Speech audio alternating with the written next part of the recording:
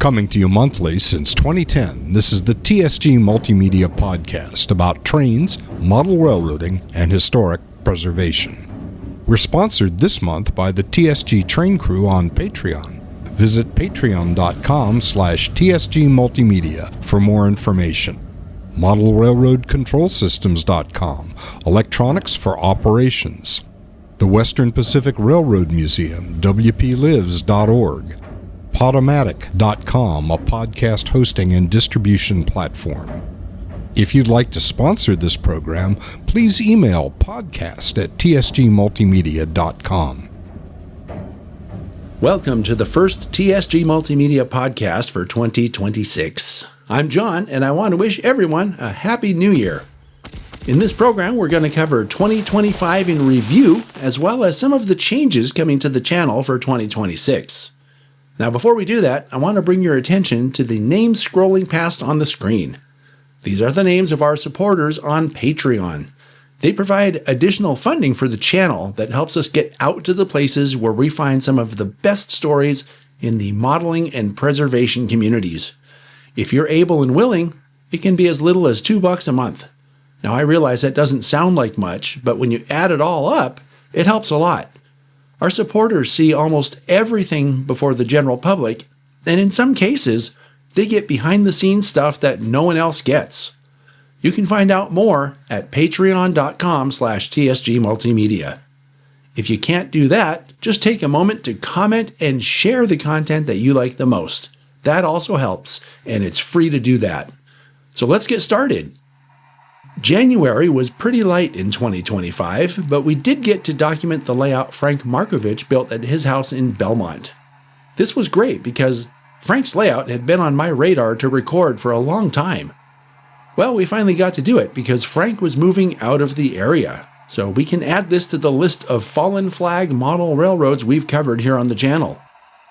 February was a bit busier with the Bay Area Layout Design and Operations Weekend, op sessions, a couple of train shows, and a how-to project where I built and upgraded a covered hopper. March included some grand-scale fun from Reedley, as well as a bunch of op sessions, and our hybrid regional NMRA convention that TSG Multimedia produced for the members who could not be there.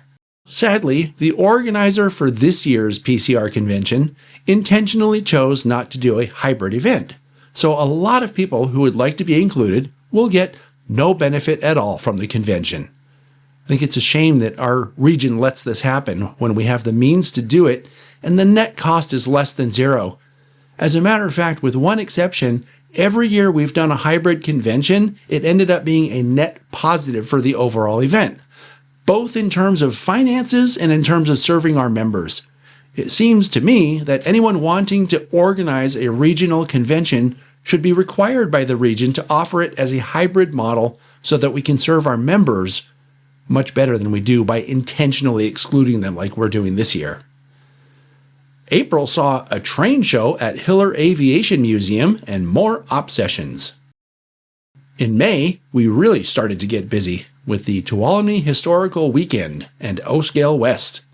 It was my first time attending O-Scale West, and of course we documented the event for the channel.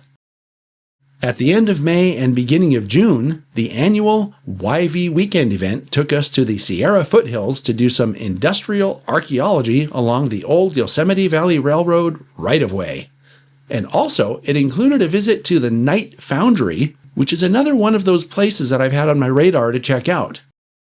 I also took a chasing trains trip out to Railtown 1897, and toward the end of the month, we went to Southern California to document Mike Osborne's layout. While we were there, we also recorded a video about railroader hand signals with Mike and his other friend Mike Jarrell, at the Saugus Depot. This was definitely one of the highlights of the year. I helped out at the annual open house for the San Benito Southern Garden Railroad in July, and also started production on a video about the operations of the beach train that runs from Roaring Camp in Felton down to the Santa Cruz Beach Boardwalk. We got to operate at John Zock's Sierra 1955 layout for the first time, and at the end of the month, I went chasing trains with some of the old Fern Creek and Western crew up at the Yosemite Mountain Sugar Pine Railroad. In August, we had a nice op session at Glenn Sutherland's Sierra 1923 layout, another day out recording the Beach Train. In September, we produced the hybrid portion of the joint convention that was held for the Western Pacific and the Rio Grande Historical Societies up in Sacramento. I went back to the Sacramento area for a Chasing Trains episode that included a visit to the Nevada County Narrow Gauge Railroad, another place I've had on my radar for a long time. At the end of the month, we documented the first ever THRA steam excursion with Sierra No. 3 doing the honors.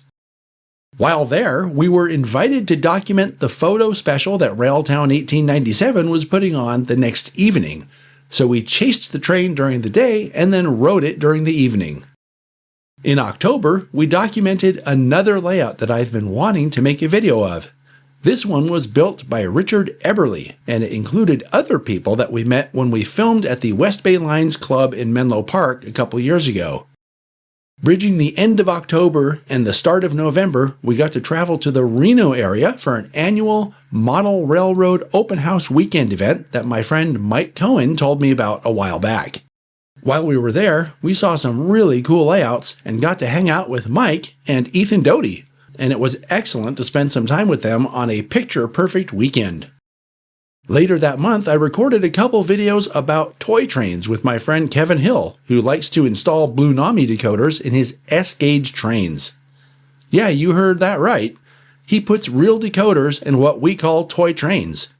Not only does it improve the performance, but it also adds some great light and sound functionality to the models. So, of course, we made a how-to video about that, and while we were at it, we recorded a layout tour of Kevin's S-gauge toy train layout that's built on a ping-pong table, and that was my special gift to you on December 25th. That brings us to December. I'm here with my friend Robin, and we did a recording of a diorama that he built for a contest. Now, I can't show you the diorama because the contest hasn't happened yet, and we would like to save that for after the contest. But I can show you a diorama that Robin built for last year's contest. Yes. And before I started the camera, Robin was asking me what to talk about, and this is what to talk about. Tell people about the contest. Sure. South Bay Historical Railroad Society, for its members, has a 1-foot square diorama contest to help each of the members show off their modeling skills. Or lack thereof. Or lack thereof. That would be if I entered it. Yes. Yeah. Right. Well, you are sort of a member, but I guess we'll let you enter, I guess. And I'm not going to build. There are prizes for winning. Last year was the first one, and they decided to do it again this year. The contest will actually be available for the public to view the different dioramas starting the 17th of January. Oh, so later this month. Excellent. This is coming out January the 1st. Oh, okay. Yeah. And I should be honest with you, I don't know how long they're going to be available for viewing. Couple of weeks at least, maybe a month, I don't know. And then they'll actually hold the contest and post the rewards. But my entry, which you will see in sometime in February, or if you come down to the depot and see it, the actual thing in person, will be available. I thought you were going to say we'll win first prize. Well, I don't care. I had fun doing it. Yeah, we don't want to put the cart before the horse here, right? I like modeling scenes and working with my hands. Yeah. So this is representative of the work I do. I'm not a master modeler, but, I think I do pretty good. Yeah. Well, at the end of the day, you've already won the contest because you had fun building the diorama. Oh, yeah. So that's the real win that you get. So, that's right. Yeah. So that is going to be a video, probably, like he said, in February sometime. And I would encourage people to come down to the SBHRS on our open days, which is Tuesday evenings and Saturdays, to view these dioramas. Last time I saw the list, there's about 6 or 7 people who are doing them. Cool. We'll see what actually shows up, but they've signed up to do them. Well, I can say after seeing what you've done that even just coming down to see yours is probably worthwhile. Yeah. So Yeah, so come down to SBHRS sometime if you want more information about SBHRS. It's the website probably is the best way, sbhrs.org. Yes. Thanks for having me over today. Oh, you're welcome. Yeah, I decided I could put up with you for another hour session or two. We don't have any fun, do we? No, it's never fun with you. It does help if you hit record. I don't know why, but yeah, we recorded a whole segment and I had forgotten to hit record. So thanks for reminding me about that. Yeah, you need help. We've come out to the SBHRS today because Sydney had some volunteer stuff to do. And as I'm here, I noticed that Robin, who was just at his place yesterday doing a video about his diorama, you may remember, we just talked about that a minute ago. He's over here working on the layout, so I'm going to see if I can get him to talk about what he's doing. Did you ask my permission? Have I signed a release? Yes. I don't think so. We'll send you a check later. Worry, Robin, you're going to be famous. Yeah, right. That's what he's afraid of. The cops might find him.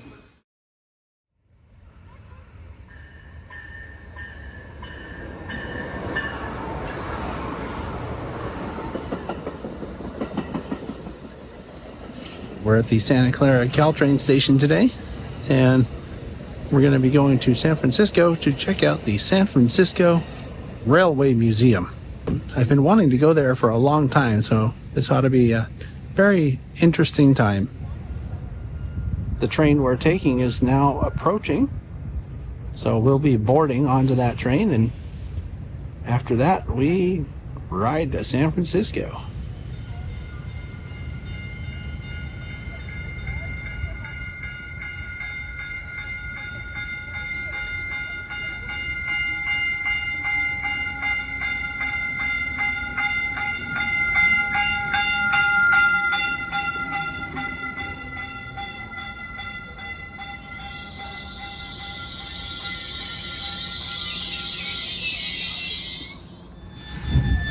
This is a look at the station at Millbrae. This is where Caltrain has a connection with BART, Bay Area Rapid Transit. BART goes into an underground tunnel here, which you'll probably see the portal to here in just a second.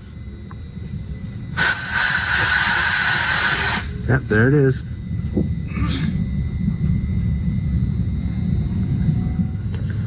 South San Francisco almost always has freight equipment parked nearby. Today is no exception. Wow, that's a lot of wood.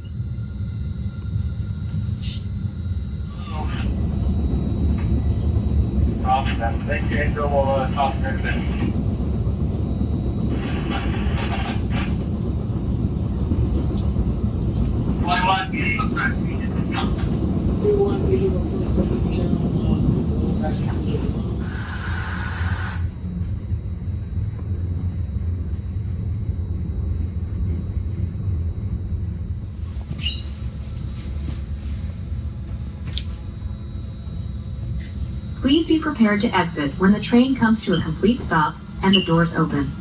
Check around your seat and the overhead luggage rack for your personal belongings and dispose of all trash. Watch your step when leaving the train, and on behalf of our entire crew, thank you for choosing Caltrain.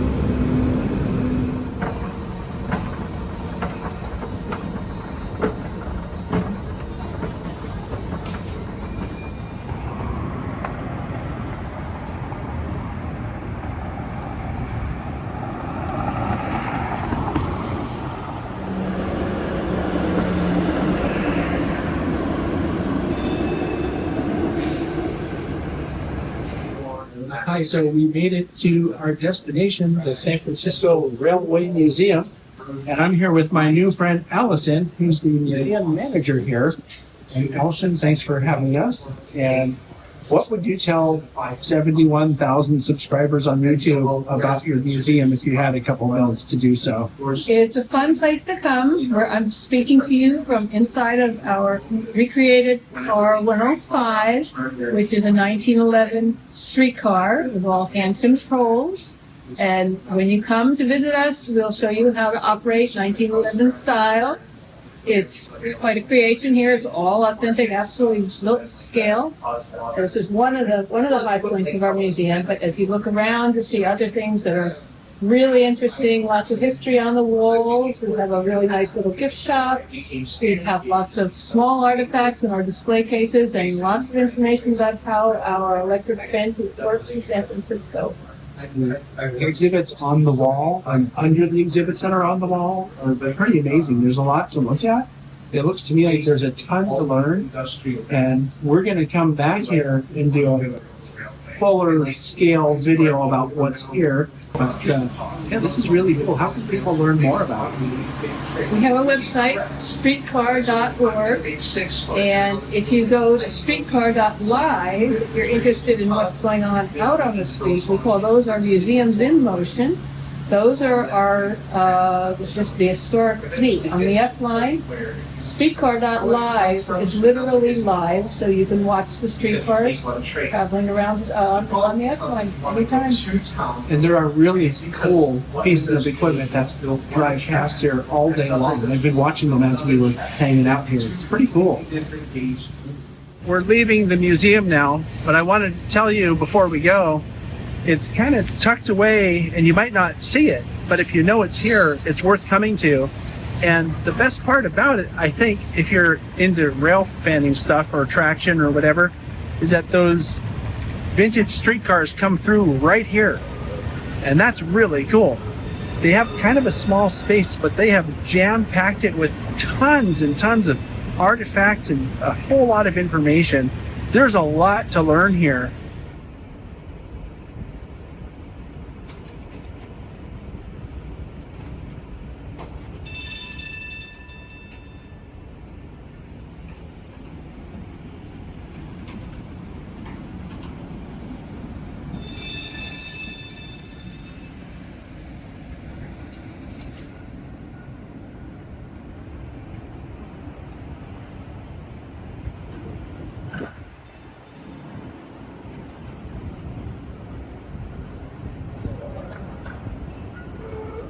And this is a view from what was behind me when I was just talking. That's the ferry building.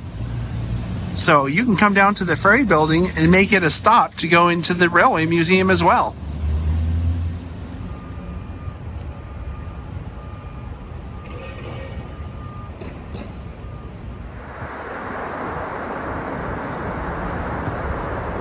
We're now walking back to Caltrain in front of Oracle Park. That's where the San Francisco Giants play. You might have heard of them, Major League Baseball team. But I wanted to mention that it's really not that far to go to the San Francisco Railway Museum from the Caltrain station. It's less than a 2-mile walk, and most of it's along the waterfront, which is pretty nice. Please do not place your bags or feet on the seats. Caltrain asks you to keep track of your belongings. And this is where we started off today. Had a great time and really appreciated the invitation to come up to the San Francisco Railway Museum. It was nice to spend some time in San Francisco. You know, we live close to San Francisco, but almost never go there. And it made me want to go there more often. And we'll be back to do sort of a longer form video about that museum. It was a really, really cool place with a lot of very interesting history preserved in it. This is Dave Loveless's R&D.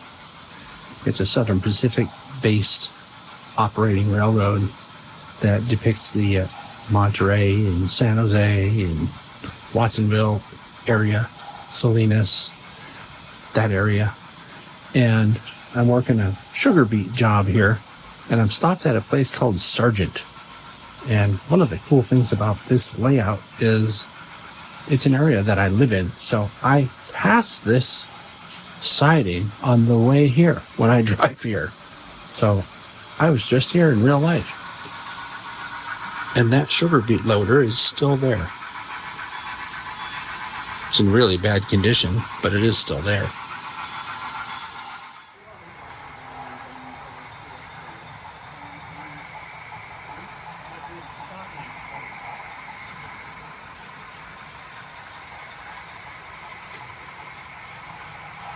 I'm doing a job here for the first time called the Pacific Grove Turn, and it works this area called Cannery Row.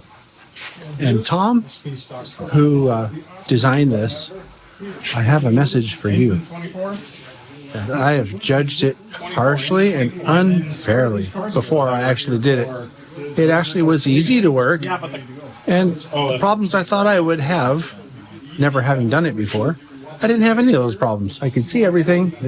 It was easy to understand, and it went fine. So, Tom, this one's for you.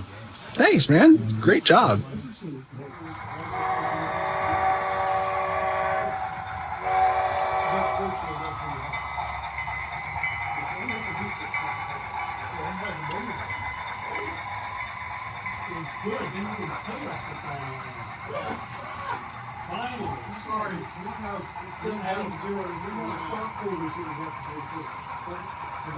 Well, we're just wrapping up here at Dave's. There's Charlie. He's been putting the B in BLT for a long time. Oh, are you photobombing? Ouch. I'm photobombing. Oh, do you want to be famous? That's Mark. He brings his power to these things. They run like Swiss watches. This is scary. Hey, Charlie, you're showing me the side. Yeah, you look. Wait, I thought you were. I thought he was facing the camera already. we don't have any fun at these things. Just I want to assure you, it's all hard work and no fun at all. But as I was saying, Accident. Oh, is there an accident? Yeah, right here. Oh, I better go take a look at this. He put it back on. What was the accident, Charlie, that you're fixing with your 050 hand now? Because you were schmoozing. I just didn't. It was my fault. Of course, it's never my fault. It was my fault that you messed up. I ran down the spur instead of the main here and knocked something off the rails.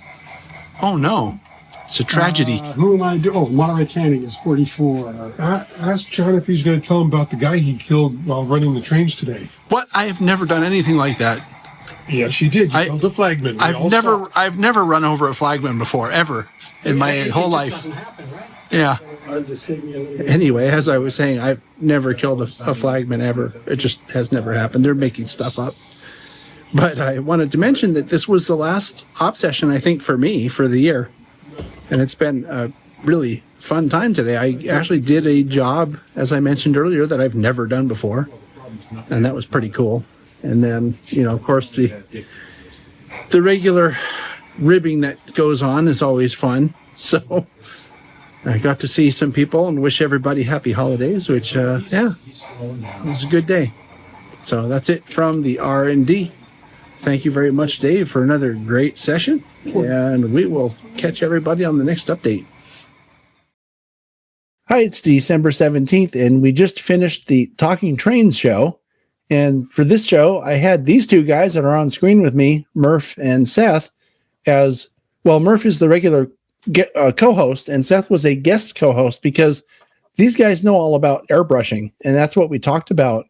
And I learned a lot. Like I've always been kind of like, I don't know, not scared, but hesitant about those sort of gravity feed things because they have the little cup on top of the airbrush that I'm afraid I would set it down and it would tip over and make a mess.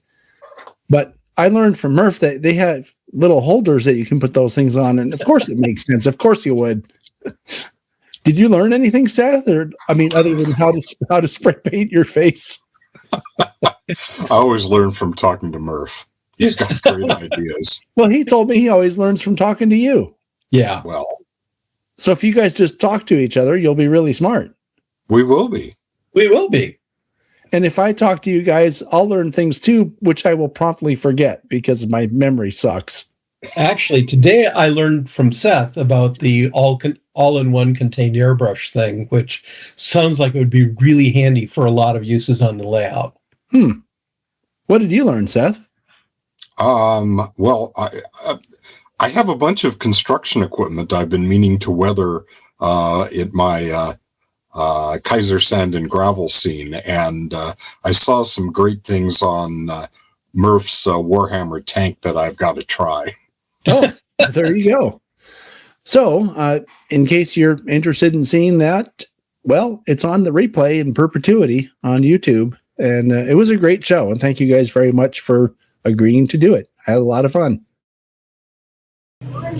I've mentioned in the past that we like to find excuses to hang around with folks from the Fern Creek and Western Garden Railroad, which is a model railroad that I covered for years and years. And when Eric Child, the person who owned the property that the railroad was on, died, then we don't have a place or an excuse to hang out anymore. So we find excuses to hang around. And a couple of them this year were Chasing Trains episodes. And every December, we come up to or down to Santa Cruz and come out here to look at the Holiday Lights Train or New Year's Lights Train. And that's what we're doing tonight. So I'm out in the place that we go for that. I forget the name of this place. It's some beer place. It's not a bar though. Oh, Woodhouse, that's what it's called. So we're at the Woodhouse. The crew's back there. And the train's going to be by any time now.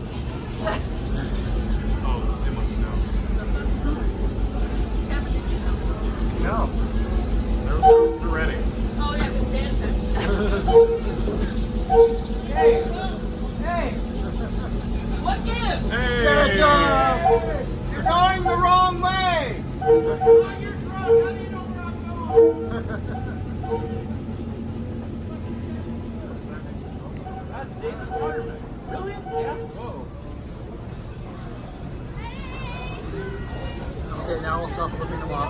Yeah. Flip off the They've got their plans. Stop making me laugh. I'm shaking my camera. Maybe we'll see Gary. Oh, yeah, that's Gary. Hi, Gary. Are the hula hoopers there? There's Gary. Hi, Gary. Hi, Gary. Hi, Gary. Gary. There you go. I never want to hide from there. I don't see the hula hoopers. The hoopin' honeys. The hoopin' honeys. Hoopin' honeys. I like the hats. This is a much different tree. They look like they're on fentanyl.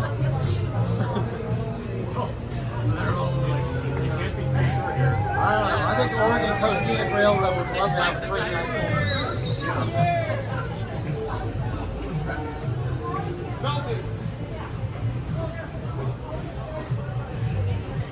Are there any fires or lights? I don't see any this time. I don't see any probably. There they are. That's what I heard, yeah. Oh, there they are. There's the hoopin' honeys. Charlie's running it back. Oh, I see. There they are. Oh, yeah? Hey! Hey! Charlie!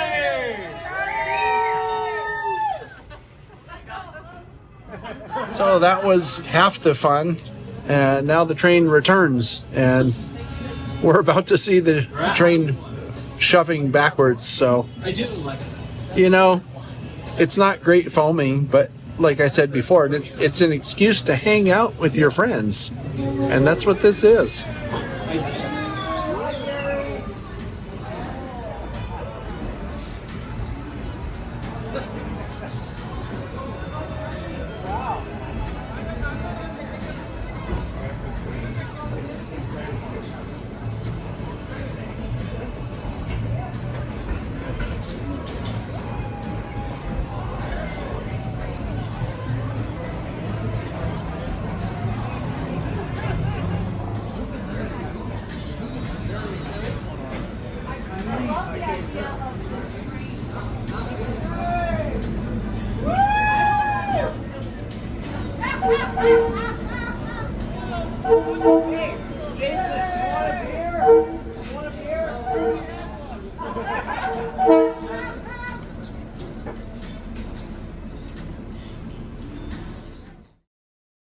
And now for the catches of the month. Mike Cohen caught WP SW 1500 number 1503 moving the Santa train on December 19th at the Western Pacific Railroad Museum in Portola, California.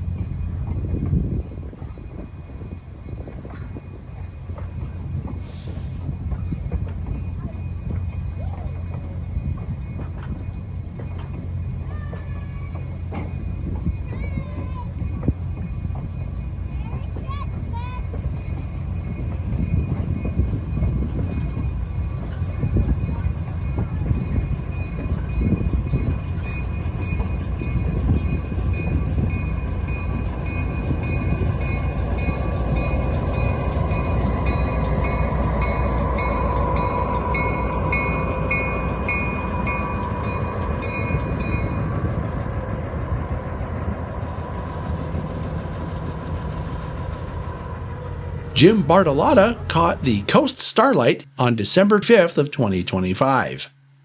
Check out that lead unit. Chris Half took this shot of the Niles Canyon Railway's Holiday Lights train at Sunol Depot on December 22nd. Excellent shot, Chris. And finally, Ray Swift sends in what might be the catch of the year. It's a Union Pacific auto rack train with an amazing sunset sky taken in Fremont, California back in July. Thanks for all the great catches. If you have a train or model catch you'd like to share, please email it to podcast@tsgmultimedia.com. Be sure you own the shots and include the whats, whens, and wheres of the shots you send in. Just a quick reminder that the Bay Area Layout Design and Operations Weekend event happens at the end of this month. It's a great chance to try your hand at model railroad operations without worrying that you might mess something up. And if you can't come in person, we are also providing a virtual alternative. Now, you won't get to try the ops, but you can certainly enjoy some of the excellent presentations and the camaraderie with other virtual attendees. Something else that's great about these virtual events that I produce is that we have the presentations available to paid attendees, usually for about a month after the event, so that way you're sure not to miss anything. Go to bayldops.com for more information and to sign up. You'll be glad you did. So every December, I analyze data and update our procedures here on the channel, which means creating new intros and end segments for all the programs. And this year, I'm going to try a slightly different schedule that posts videos about 3 p.m. Pacific time. I've been publishing at 9 a.m. for almost 20 years, so it'll be a change that I'm kind of hesitant to make, but I have an analytics tool that says posting later in the day will provide the viewers with a much better opportunity to see the content that we share here. Also, all the feature content that appears here on Saturdays will be presented in 4K ultra high definition without the watermark for the Patreon supporters. This is a feature I've had viewers on the regular channel requesting for a long time, and as the years have gone by, I've decreased the size and opacity of the watermark a lot. I might try removing it entirely someday, but in case you haven't noticed, I'm very protective of my intellectual property rights. I only placed that stupid watermark, which I hate, by the way. I only placed it on my videos to discourage content theft, and it has worked extremely well. So if you like the content but want it without the watermark, sign up for Patreon. The content is worth the price, especially when you consider you can sign up for as little as $2 a month. Now, before I go, I want to mention that the Western Pacific Museum in Portola sponsored the podcast for 2026. We have some tentative plans to provide some special coverage of happenings up in Portola as part of our working relationship with them, so stick around for that. And since I'm on the topic, I also want to thank Model Railroad Control Systems for their support as well.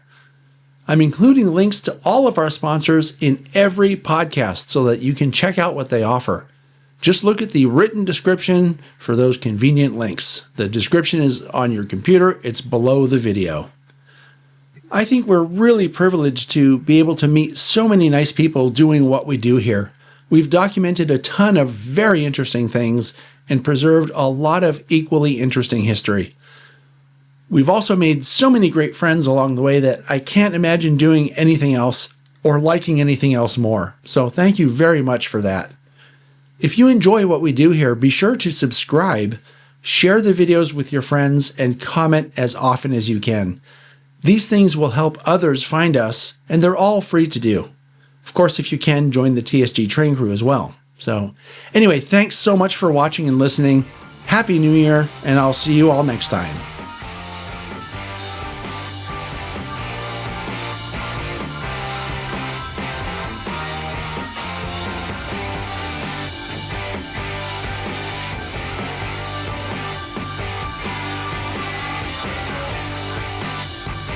TSG train crew members get behind-the-scenes access and sneak previews in 4K ultra-high definition.